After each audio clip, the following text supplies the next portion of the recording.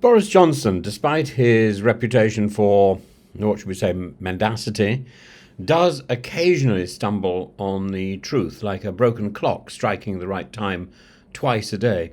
Back in 2015, before political necessity required him to twist himself into a pretzel, Johnson delivered a rare moment of candour. Then the Mayor of London, he dismissed Donald Trump as clearly out of his mind and frankly unfit to be president. I think this was a correct assessment and one that has aged like fine wine. Unfortunately, as with all things Boris, that moment of clarity was fleeting and was clouded by the piquant taste of of rank maturity. Somehow, Boris has grown up or grown out, and it hasn't done him any good. The younger Boris was better. The Boris that I knew years and years ago would not have made many of the mistakes that he's making now. Fast forward a few years, and Johnson was no longer condemning Trump's reckless rhetoric, but endorsing him for a second term. And Trump, he assured us, was exactly what the world needed. A champion of free markets, a firm hand on global affairs. I'm sure Trump has often been a firm hand on affairs, but I don't think it's exactly the affairs that Boris was talking about, though Boris probably would know exactly what Trump was engaging in, and crucially, a steadfast supporter of Ukraine. Never mind the tariffs, never mind the authoritarian impulse, never mind the chaos.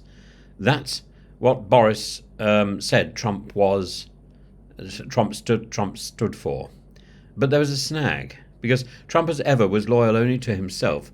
And after making an hour-and-a-half long call with Vladimir Putin, he unveiled his peace plan for Ukraine. And this peace plan bore a striking resemblance to a hostile corporate takeover.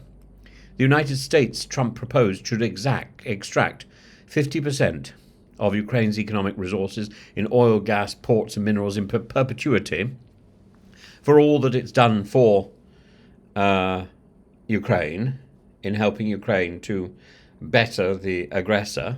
Well, not if in the end it salutes Putin and lets Putin walk in, or be wheeled in, because let's face it, Putin is a sort of block of ice that's wheeled in various places, looking out like some sort of monster from some sort of Peter Cushing emanation from inside a block of ice. I don't know whether there was a Peter Cushing film like that. There was a wonderful film with Peter Cushing and Christopher Lee stuck on a train, but I don't think either Lee or Cushing were encased in ice. As Anne Applebaum, Radek's wife, rightly notes, this was not a peace plan, but an economic looting on a par with the Versailles Treaty's treatment of Germany.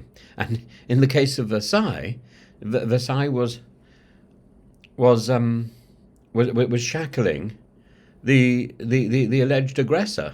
In this case, Putin is shackling the alleged victim.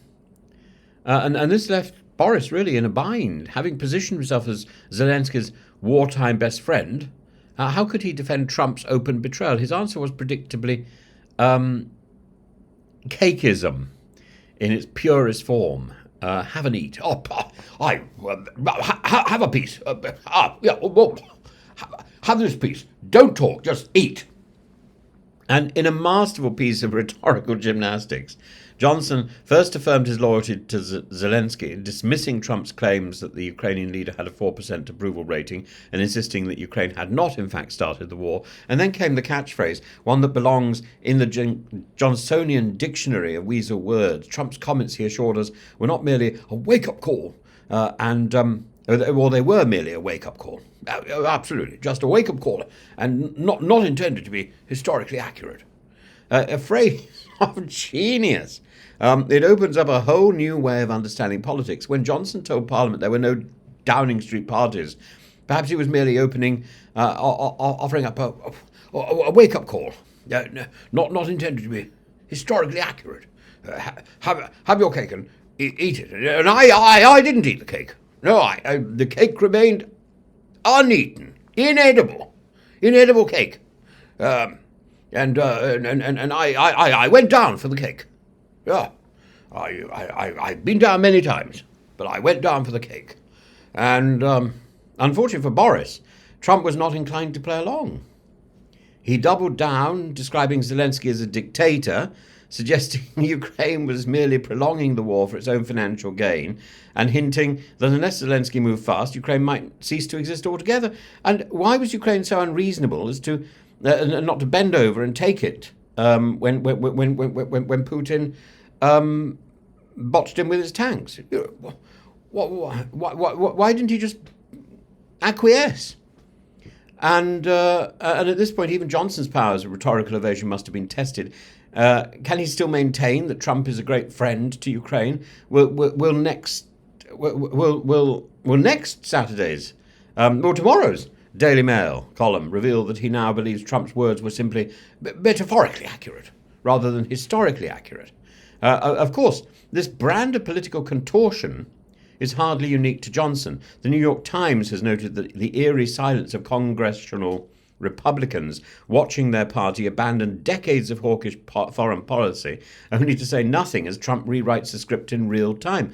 Meanwhile, historian Timothy Snyder puts it more bluntly by depicting Putin as a reasonable statesman rather than an indicted war criminal. Trump is actively working to erase the moral stain of an illegal invasion. Yet, unlike the Republican enablers, Johnson still wants us to see Zelensky as a Churchillian figure, a man of principle standing beside Ukraine in its darkest hour. And this presents a dilemma. Does he go full Trump, or does he risk alienating a man who may be poised to dictate the terms of what happens in NATO, what happens in Europe, what happens in America? In the meantime, Johnson is hedging his bets in the best way he knows how by monopolizing and by monetizing nostalgia. Do you know he's currently charging £121 for a handshake and a photograph at his upcoming live event in Edinburgh? Now, I'm sure Liz Truss could take a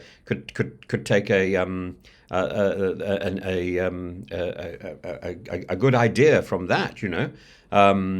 Boris Johnson's offering you a handshake. I can offer better. A fitting metaphor, really. After all, he's spent the past decade shaking hands with Trump, despite knowing exactly what kind of man he was. Now, for the right price, you too can receive the Johnson treatment, complete with the glossy photo and no doubt a history-free version of events. Perhaps Zelensky, rather than with rather more pressing concerns, won't be buying a ticket. But one wonders whether Boris will cross over to Ukraine and give him a freebie. Or maybe he'll take Liz Truss with him, who will also give him a freebie.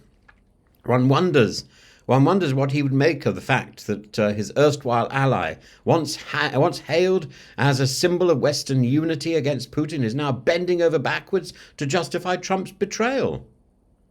In the end, Boris was right in 2015.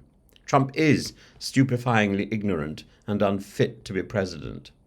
The only shame is that the Boris of today can no longer admit what the Boris of yesterday knew to be a fact. Oh, it's also true that Liz Truss, Liz Truss.